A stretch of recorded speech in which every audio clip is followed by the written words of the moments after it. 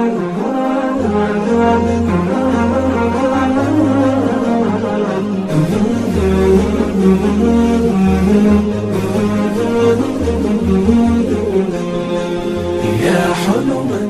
الله الحمد لله والصلاة والسلام على رسول الله وعلى آله وأصحابه ومن والاه.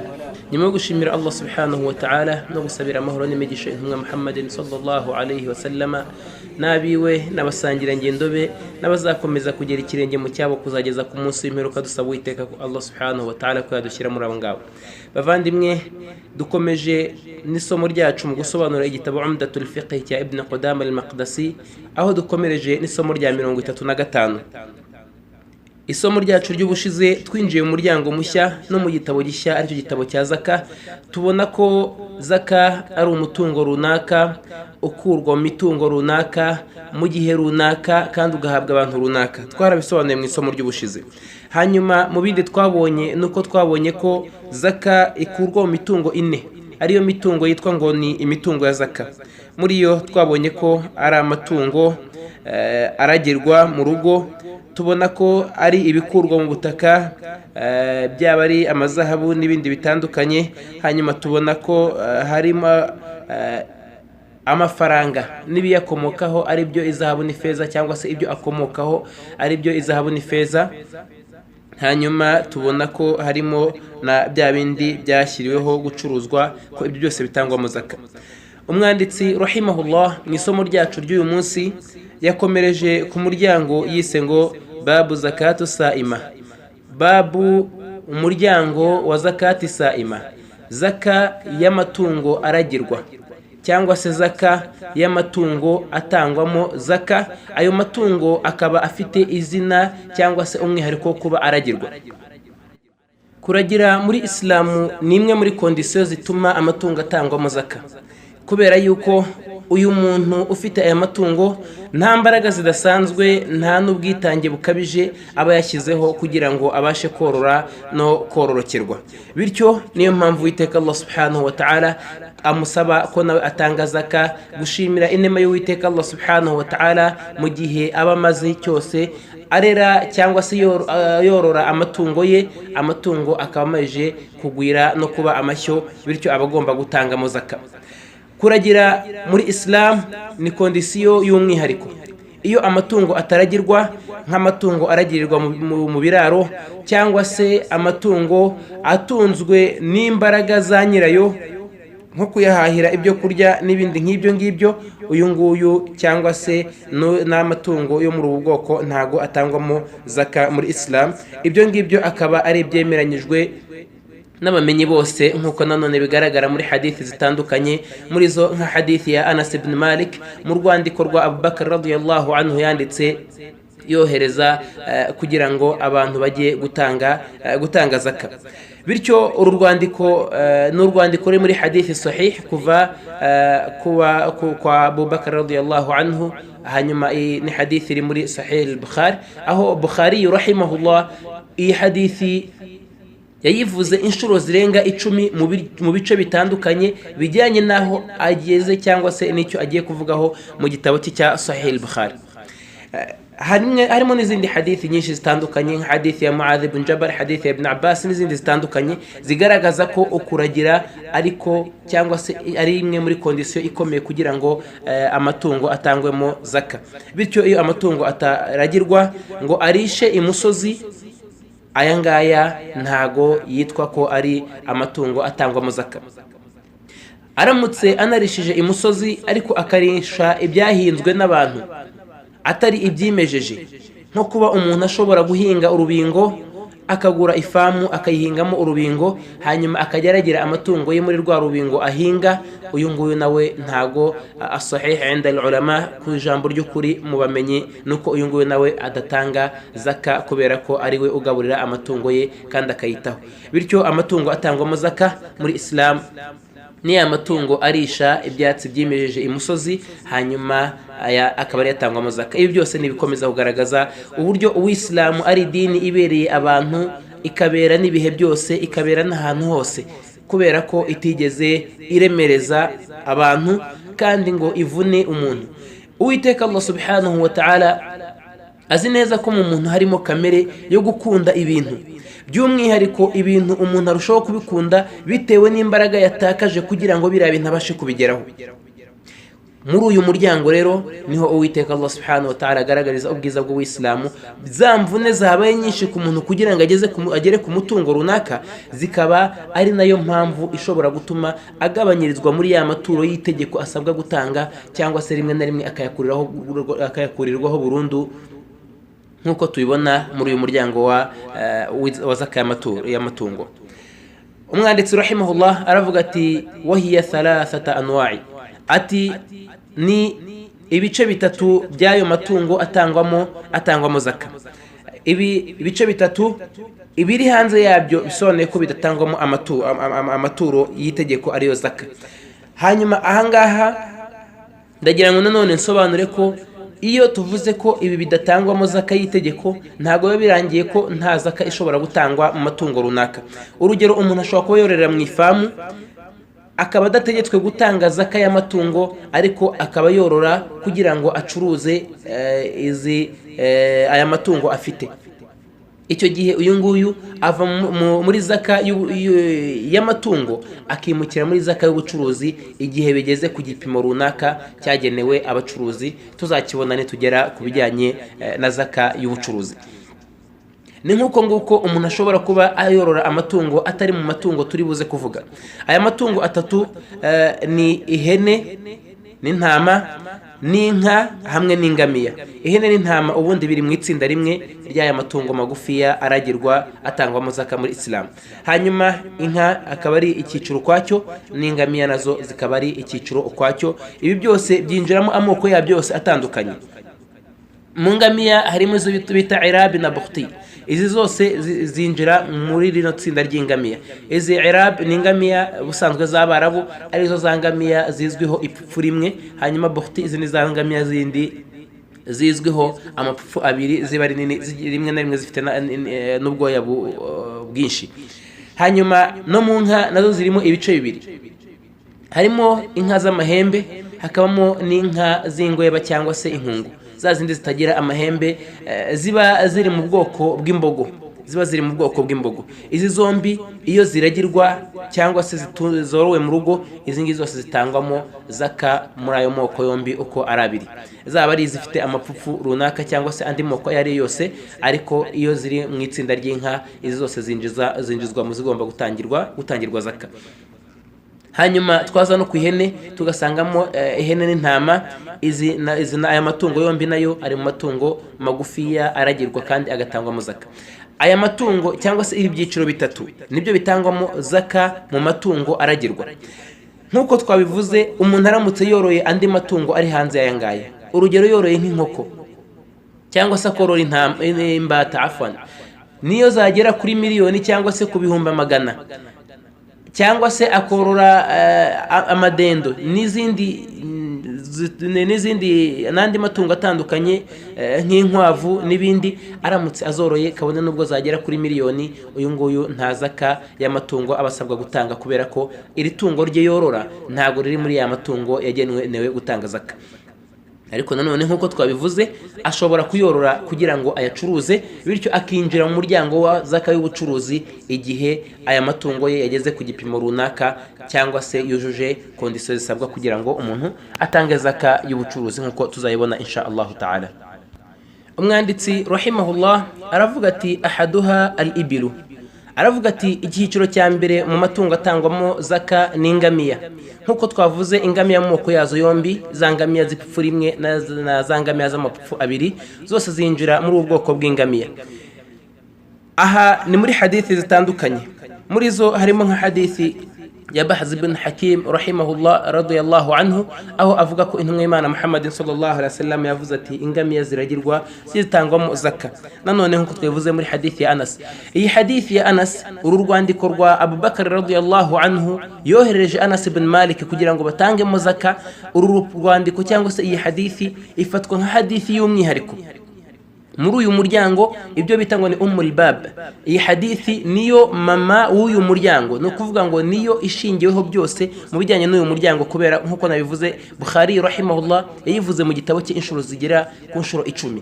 Bityo igaruka kenshi cyane kubera ko yari hadithi isobanura, rwari n'urwandiko rusobanura ibijyanye na zaka ku buryo butandukanye no ku buryo busobanutse kandi butomoye, ari naho Abu Bakar radiyallahu anhu yapanze iyi mitungo, muri ya mitungo twavuze itangwamo zaka, hanyuma ku murongo wa mbere ashyiraho iyi y'amatungo nk'uko byagaragaye ku ntumwa y'Imana Muhammadin sallallahu alayhi wasallam. Umwanditsi aravuga ngo wala shay'a fiha hatta tablugha 5, ati nta kintu na kimwe umuntu asabwa gutanga nk'amaturo y'itegeko mu ngamiya keretse zibanje kugera ku ngamiya 5. Mbere y'ahangaha 1, 2, 3, 4 uyu nguyu nta na kimwe atanga, nta nubwo abasabwa gutanga amaturo y'itegeko. Gusa nkuko twabivuze, ndongera nkavugeho, iyo tuvuze ko adategetswe gutanga zaka ntago bivuze ko adategetswe gutanga cyangwa se atagomba gutanga sadaka, cyangwa se aramutse afite ingamiya 4 ariko ari ingamiya z'umukamo, umukamo ari umukamo agurisha, uyu mukamo agurisha cyangwa se ubucuruzi bwe bw'amata bukaba bugeze ku gipimo cya zaka y'ubucuruzi, ahangaha icyo gihongo abarizwa mu ndi muryango, ariko ntago abarizwa mu muryango wa zaka y'amatungo. Rahimahullah aravuga ngo fayajibu fiha sha, icyo gihe ategekwa gutanga ihene 1 iyo ingamiya zimejeje kuba 5. Iyo ingamiya zimejeje kuba 5 ategekwa gutanga ihene 1, yayigura cyangwa se agatanga igiciro cyayo. Ahangaha ntacyo bitwaye nkuko bamwe bamenye babigaragaza, mu gihe atari ihene agiye gutangiramo zaka, agiye gutanga zaka y'ingamiya ariko akayitanga mu ihene, ahangaha yemerewe kuba yatanga n'ikiguzi cyayo. Ariko aramutse ari ihene yorora ntabwo yemerewe kuvuga ngo ubwo ngejeje igihe cyo gutanga zaka y'ihene ntabwo ndi butange ihene, ndabaha amafaranga mujye kwigurira ihene. Ibi ntabwo byemewe, ahubwo agomba gukora muri za hene yorora. Umwanditsi rahimahullah aravuga ngo wa fil 10 shatan, naho iyo zibaye ingamiya 10 uyu nguyu icyo gihe ategekwa gutanga ihene 2. Aravuga ati wa fi 15 3 shiyah, naho iyo zibaye 15 ahangaha atanga ihene 3. Aravuga ngo wa fil 20 4 shiyah, naho iyo zibaye 20 atanga ihene 4. No kuvuga ngo kuri buri ngamiya 5 harimo ihene 1. Hano hagati harimo ibyo bita ngo ni awqas. Awqas ni imibare iri hagati itaragera ku gipimo cy'imbere kandi yarenze igipimo cy'inyuma.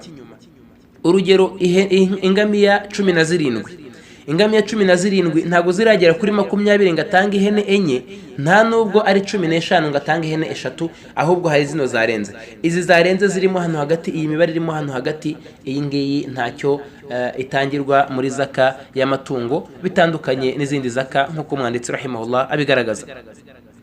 Aravuga ati ila 25 fafiha bintul makhad, iyo zigeze noneho kuri 25 uyu noneho nibwo yimuka akava mu cyiciro cyo gutanga amahene muri zaka akinjira mu cyiciro cyo gutanga amatungo yoroye arizo ngamiya afite.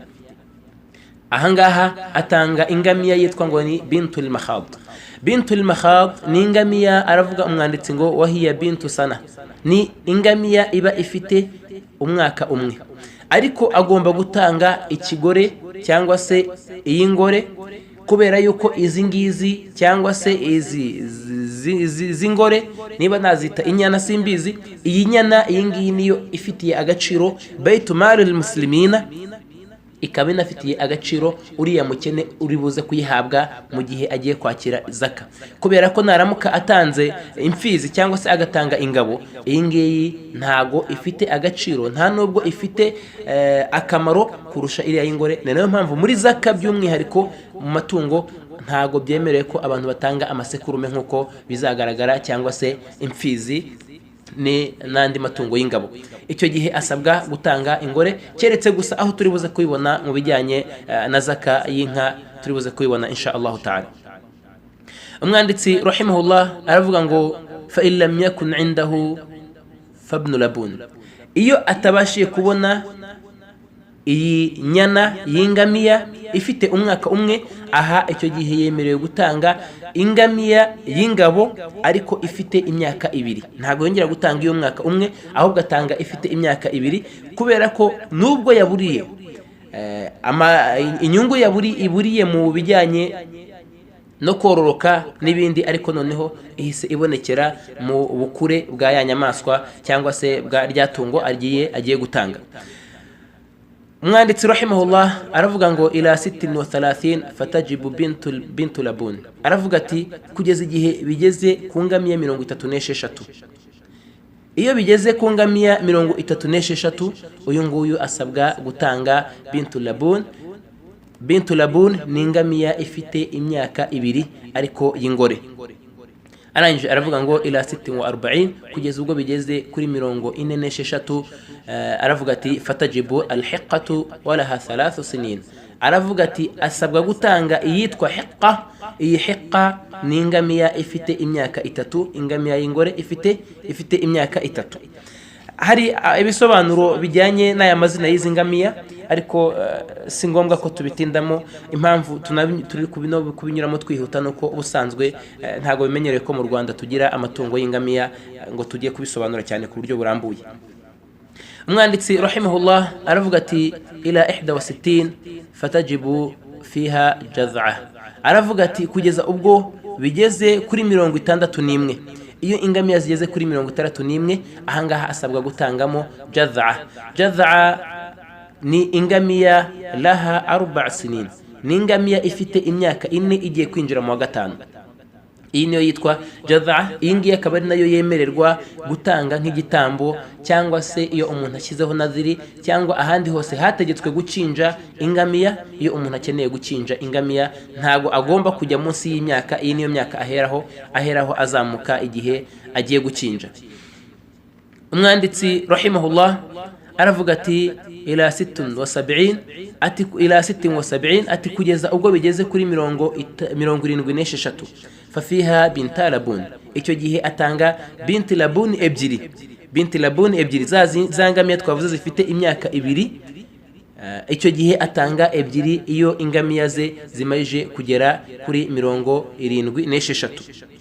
Aravuga ati ila 91, naho iyo zinjiye kuri 91, fafiha hiqatan, icyo gihe atanga hiqa 2. Hiqa 2 twavuze ko ari zangamiya zifite imyaka 3, ifite 3 zitangiye kwinjira mu mwaka wa 4. Icyo gihe atanga 2 iyo amaje kugera ingamiya 91.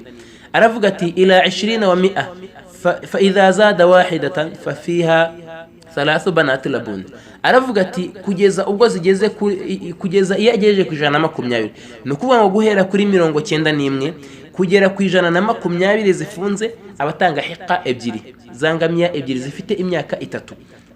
Hanyuma iyo zirenze 120 hinjiyemo imwe, iyi ngamiya imwe bimwe mu bitangaje muri fiqh nuko ari ingamiya bita ngo ni ingamiya cyangwa se n'itungo ry'umwaku. No mu mahene no mu nka hose bigiye birimo. No kuvuga ngo umuntu aramutse ageze ku itariki 29 azatanga zakaye kuri 30. Iryo joro rya 29 akavukirwa n'ingamiya imwimura mu cyiciro arimo mujyana mu kindi cyiciro gitanga byinshi. Iyi ngiyi niyo bita ngo ni ingamiya y'umwaku muri fiqh Islam. Kubera iki? Kubera ko kariya ni akanyana gato cyane, katari kanagira n'icyizere cyuko umuntu ataragira n'icyizere cyuko kazabaho.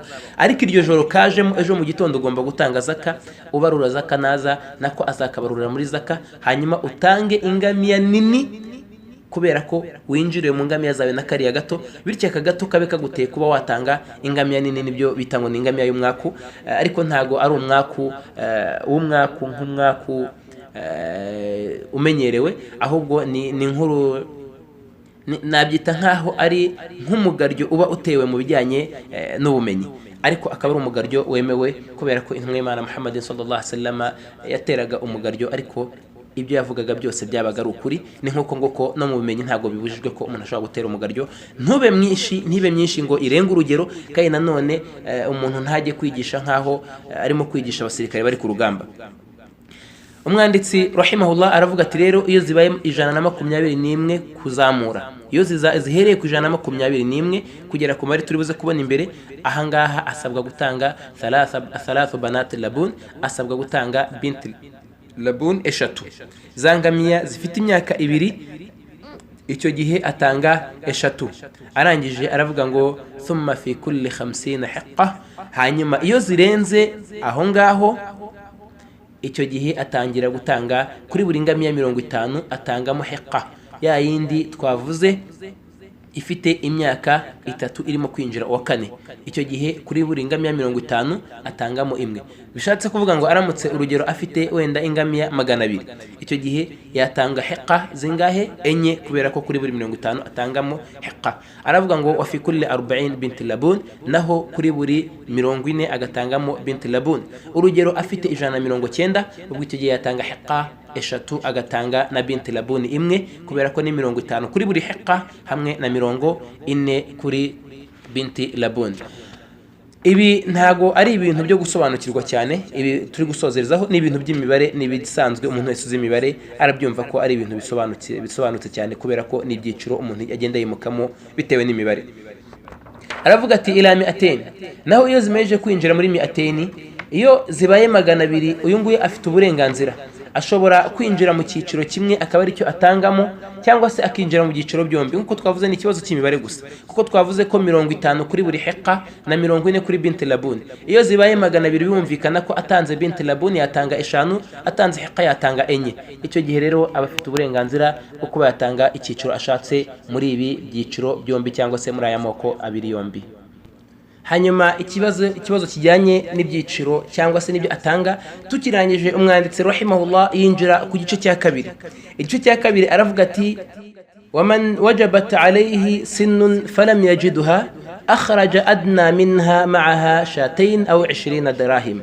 Aravuga ati iyo umuntu ategetswe gutanga ingamiya runaka bijyanye n'umubare w'izo afite, nkuko twayibonye. Urugero yari afite ingamiya zimwemerera gutanga ingamiya y'imyaka 3, ariko nta ngamiya y'imyaka 3 afite iziri hejuru cyangwa se iziri munsi y'aho ngaho, iz'imyaka 2 cyangwa se iz'imyaka 4. Ahangaha abigenza gute? Umwanditsi rahimahullah aravuga ati atanga ingamiya iri hejuru, hanyuma atanga ingamiya iri munsi, hanyuma agatanga n'amadirhamu 20 cyangwa se n'ihene 2 ziherekeza ya ngamiya, kugira ngo zuzuze rya geno rya yangamiya atabashe kubona. No kuvuga ngo niba yarategetswe gutanga iyi myaka 3 akaba ntaza afite iz'imyaka 2, atanga iyi myaka 2, yarangiza akanayitangana n'ihene 2 cyangwa se n'amadirhamu 20. Aha amadirhamu 20 nkuko abamenyi rahimahullah muri bo harimo Khattabi rahimahullah muri Majmu' agaragaza ko ibi ngibi ni igiciro cy'ihene ku gihe cy'intumwa y'Imana Muhammad sallallahu alaihi wasallam. Aya madirhamu 10 kubera ko avuze ngo n'amadirhamu 20 ari yahwanye n'ihene 2, avuga ko iki ngiki ari igiciro cy'ihene kuri icyo gihe. Kubw'iyo mpamvu uyu munsi ihene iramutse ibaye wenda urugero amadirhamu 100, icyo gihe yatanga amadirhamu 200. Ni nkuko ngo uyu munsi ihene iramutse ibaye amadirhamu 2, icyo gihe yatanga amadirhamu 2 kuri buri hene, bityo ihene 2 agatanga amadirhamu 4.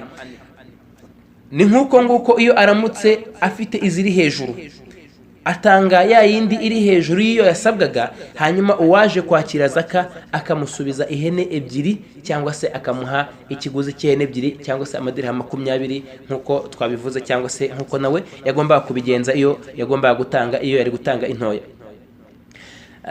Ibi ngibi muallif rahimahullah nicyo yakomereje avuga ati wa insha'a akhraja a'la minha wa akhadha shatayn aw 20 dirham. Aravuga ati niyo abishatse ashobora gutanga iri hejuru, yarangiza agafata amadirhamu 20 ayafata kuri wa wundi waje kwakira zaka. Umwanditsi rahimahullah nyuma yo kurangiza icyiciro cy'ingamiya yimurikira ku cyiciro cya kabiri, aravuga ngo athani, aravuga ngo naho icyiciro cya kabiri al-baqru. Aravuga ati al-baqru ni ihene, ni inka, afan ni inka. Nkuko twavuze inka za mu kabiri, izi nkungu hamwe n'inka z'amahembe nkuko bimenyerewe. Aravuga ati wala shay'a fiha hatta tablugha 30.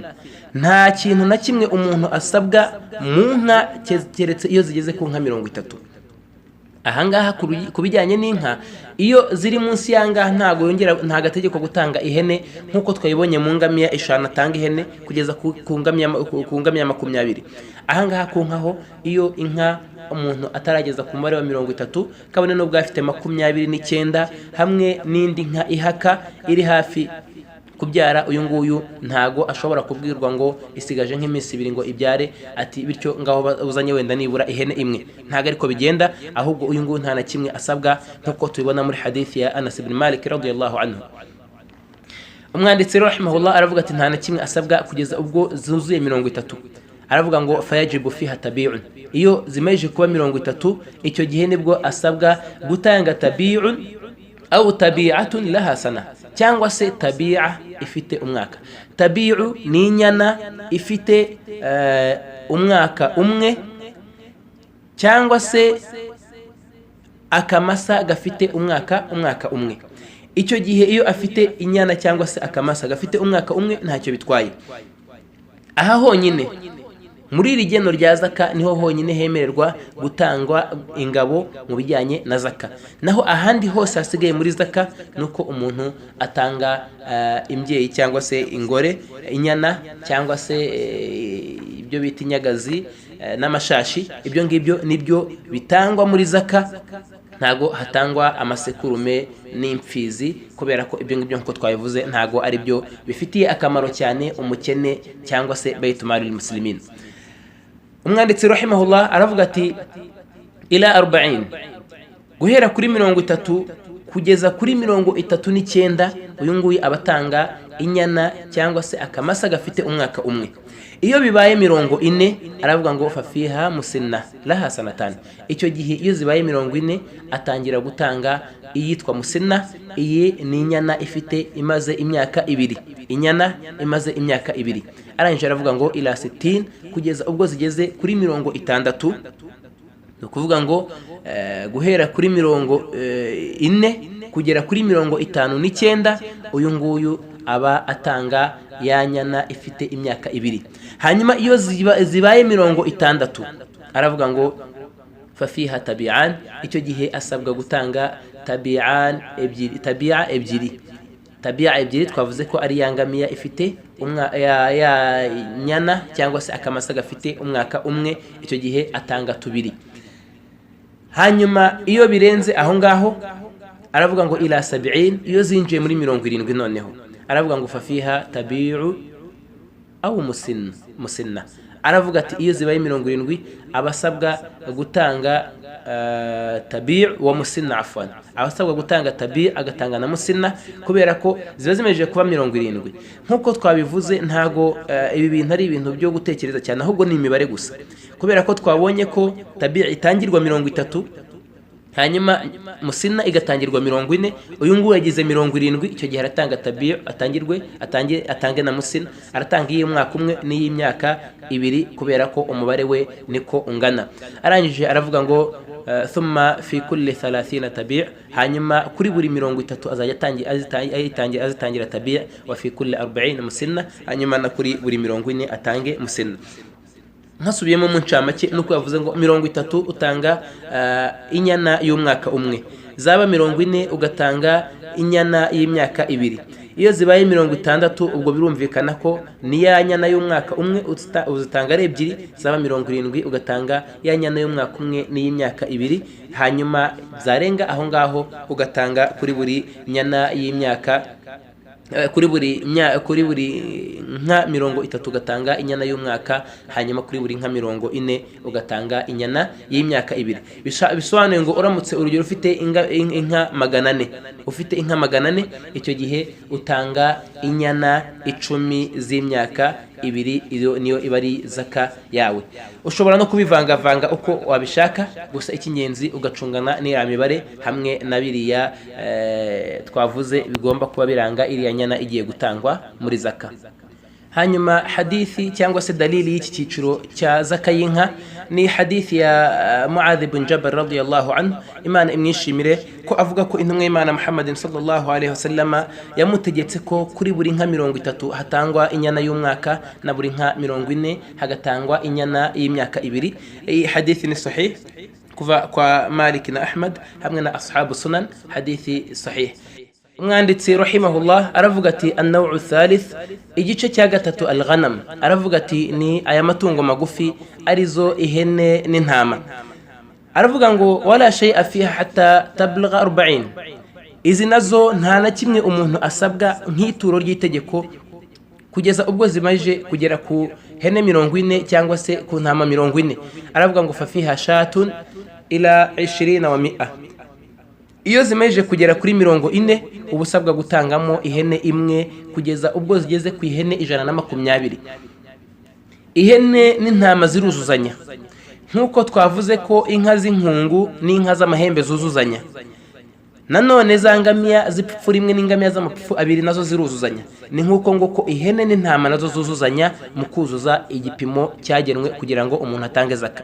Umwanditsi aravuga ati fa idha zada wahida, iyo harenzeho ihene imwe ku ihene 120, iyo harenzeho ihene imwe zikaba 121 fafiha thalatha shiyah, icyo gihe abasabwa gutanga ihene 3 kubera ko zinjiye mu cyiciro cy'ihene 3. Icyo gihe iyo arenze ahangaha, iyo zirenze ku ihene 300 atangira gutanga kuri buri hene 100 ihene imwe kugeza igihe arangirije cyangwa se kugeza ku mare wari wose ashobora kugezaho. Aha icyo bisobanuye nuko ufite ihene 299 atanga ihene 3, nkuko ufite 201 twavuze ko nawe atanga ihene 3. Iyo zimaje kuba 300 nanone aracyari gutanga 3, zaba 301 uyu nguyu aracyatanga 3 kubera yuko twavuze ngo ni kuri buri 100 azitangira ihene imwe iyo zirenze 200 na zingahe, iyo zirenze 300. No kuvuga ngo guhera kuri 300 kuzamura izirenzeho zose agenda zitangira ihene imwe, cyangwa se tuvuge ngo guhera kuri 201 iyo zuzuye 100 ubwo haba hiyanditse ihene imwe, zakuzura 100 hakiyandika ihene imwe.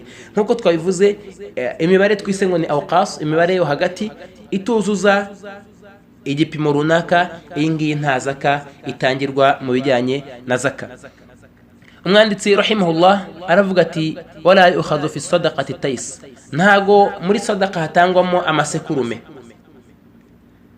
Iyo avuze amasekurume ahangaha ni ingabo zose n'ibimasa byose ntago bitangwa muri zaka nkuko twabivuze, usibye gusa handi hamwe twabonye kuri zaka y'inka 30 ko byemeye ko umuntu ashobora gutanga akamasa ku mwaka umwe, ariko naho honyine ahasigaye hose hatangwa inyana cyangwa se hagatangwa ingore.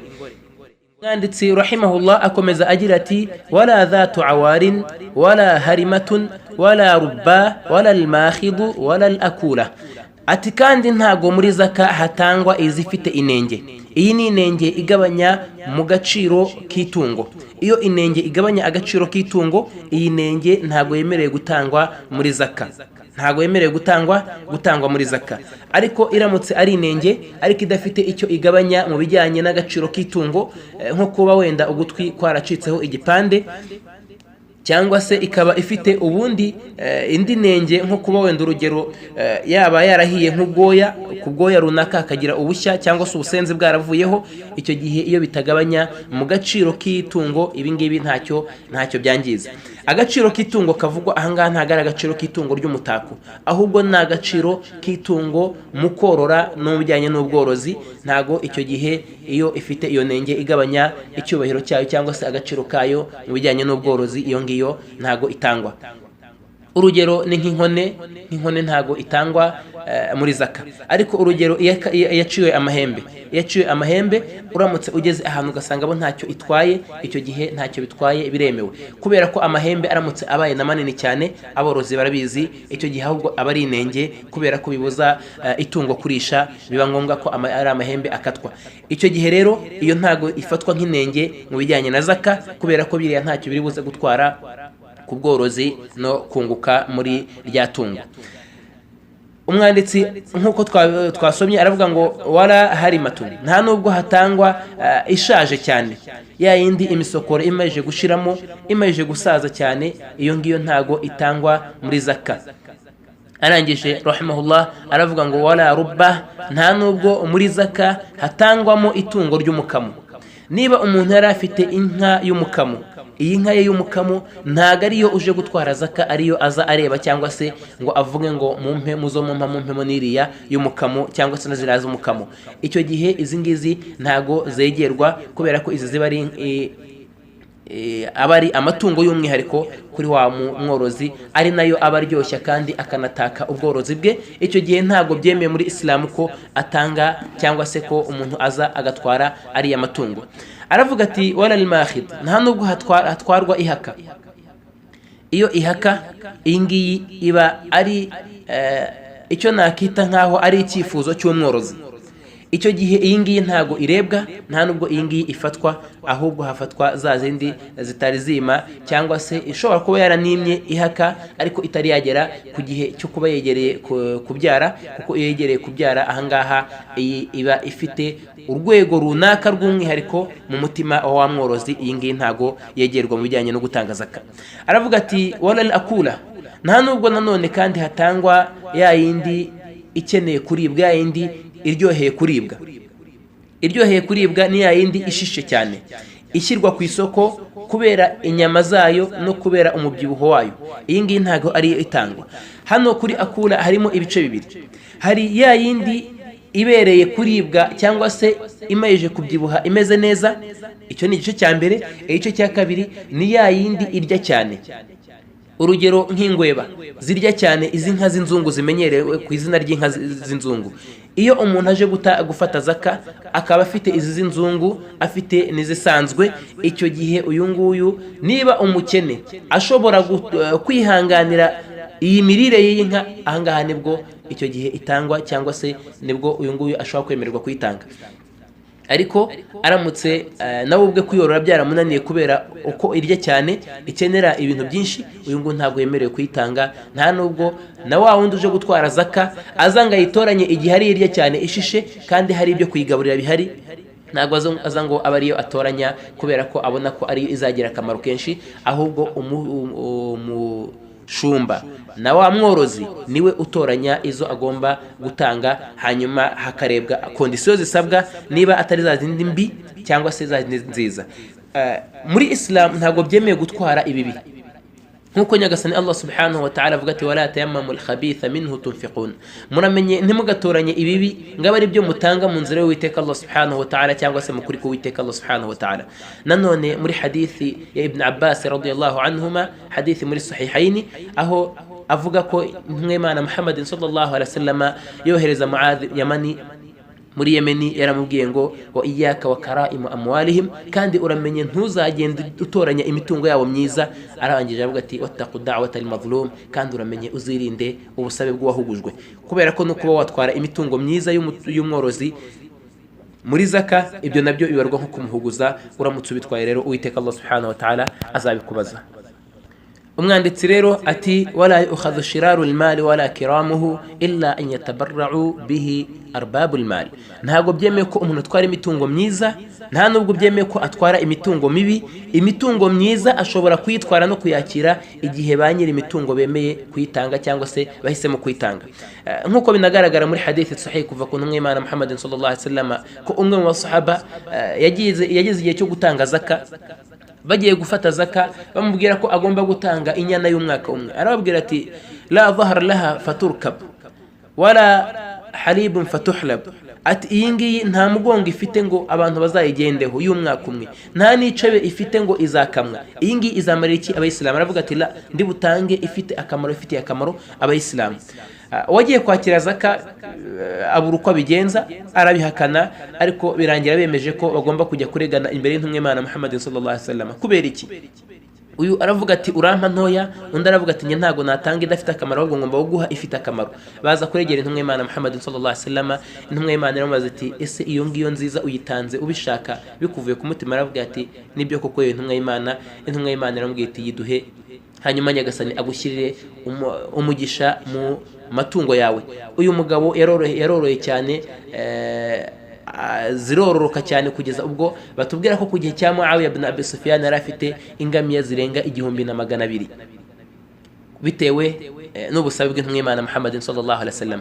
Bityo rero amatungo meza n'imitungo myiza mu gihe cyo gufata zaka, iyi ngiyi iyo ba nyir'ubwite bagize ubushake bwo kwitanga nibwo ifatwa, ariko ntago ugiye gufata zaka ari we ushyiraho kondisiyo ko bamuha imitungo myiza kurusha iyindi. Umwanditsi rahimahullah aravuga ati wala yukhraju illa untha sahiha, nta nubwo hatangwa usibye ko hatangwa ingore kandi ifite ubuzima bwuzuye, nkuko twavuze ko bitemewe gutanga ifite uburwayi. Aravuga ati illa fi 30 min al-baqar, keretse mu nka 30 nkuko twabivuze. Aravuga ngo wabnu labun makana bint al-makhad, cyangwa se ko umuntu ashobora gutanga ibn labun, ashobora gutanga ibn labun mu mwanya wa bint al-makhad.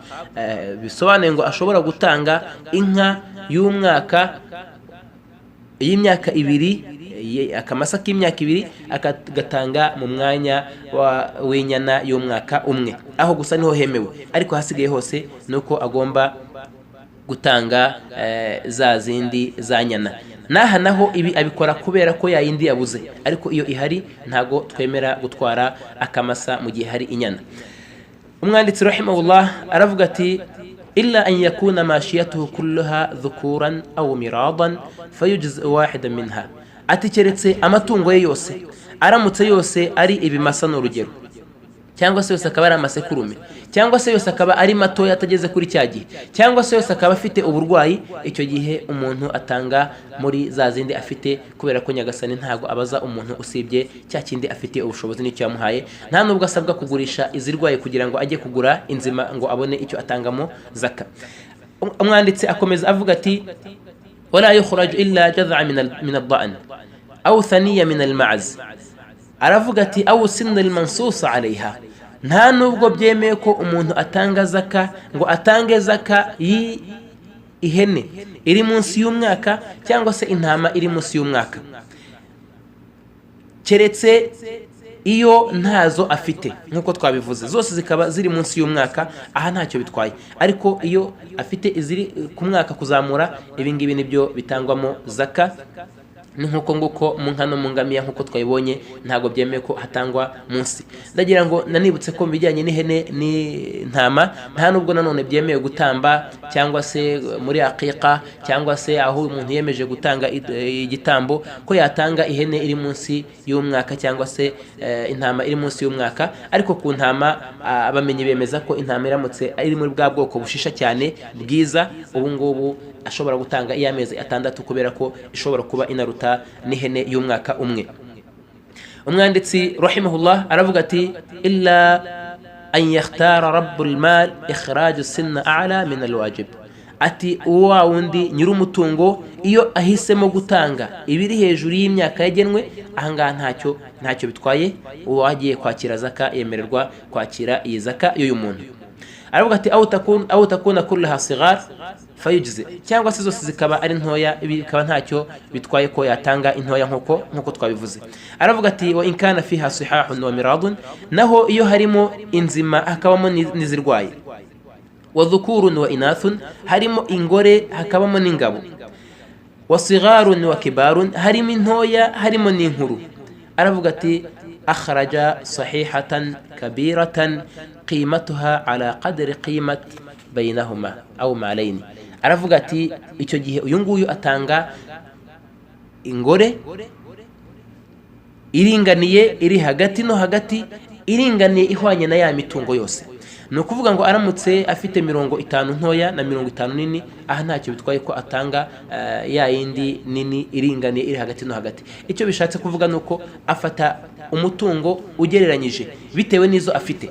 Ntabe afite amatungo meza cyane ariko habe harimo kamwe karinganiye muri ya matungo yose, ngo hanyuma atoranye kano karinganiye kabone nubwo ntacyo gatwaye kemewe, ntago ariko atanga, ahubwo atanga umutungo uri mu cyeragati cya ya mitungo afite, ya yindi itari atagiye munsi ngo atange ibibi bijyanye n'umutungo we, cyangwa se ngo ajye hejuru atange ikiza bijyanye n'umutungo we.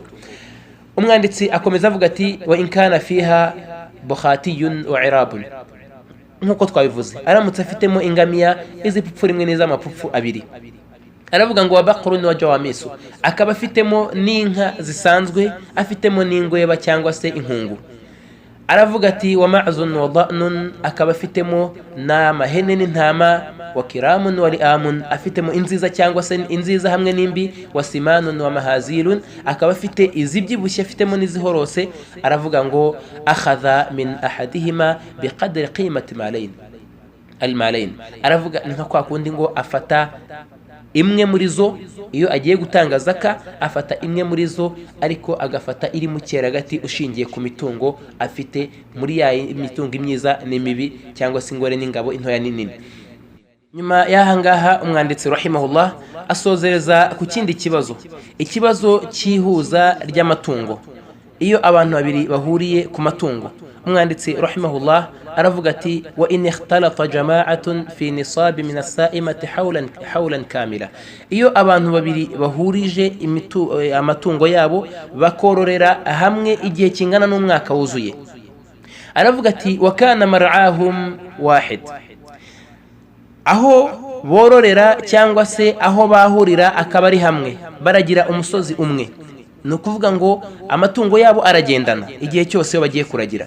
aravuga ati wa fahaluhum wahid, akaba imfizi yabo ari imwe cyangwa se imfizi zabo ari zimwe, bimiriza hamwe, atari ukuvuga ngo ntiza imfizi cyangwa se ngo amubwire ati iyanjye ntago irima mfasha uyishyire mu zawe kugira ngo ize kwima, bisobanuye ngo imfizi zabo ni zimwe, imfizi yabo ni imwe.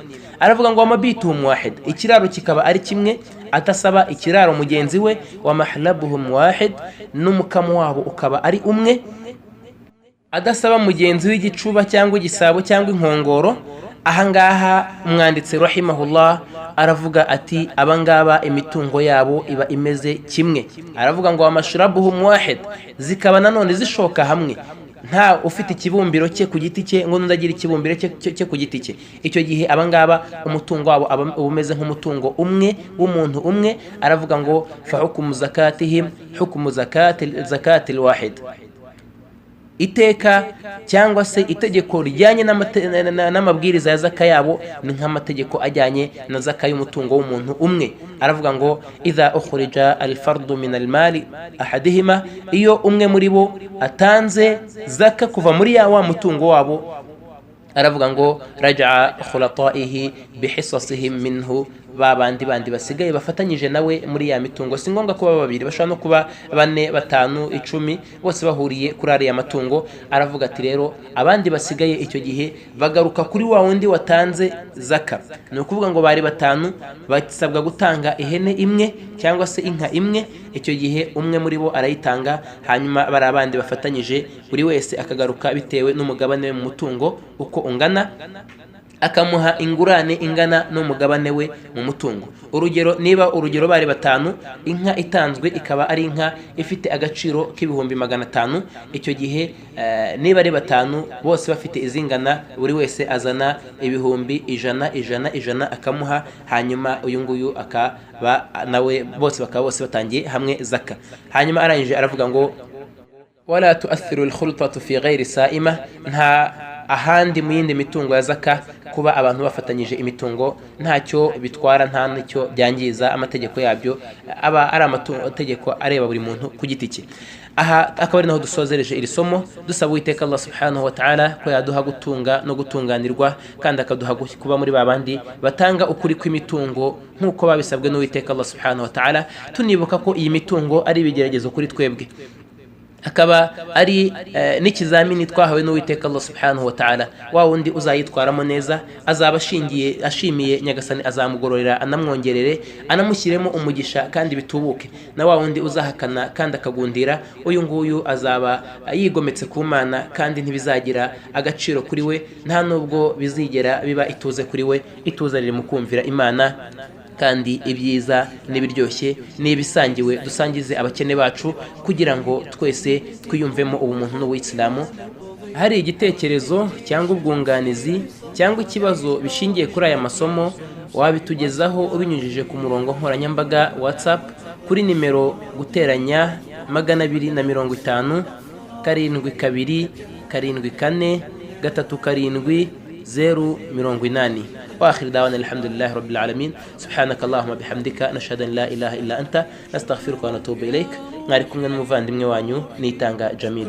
يا نبض الأرواح فالشكر لربي ثم لكم لا أحصي الشكر بإفصاحي والموعد في جنة عدن ما دمنا نسعى بصلاحي والختم سيحوي توقيعا لخديجة بنت الصلاح لخديجة بنت الصلاح.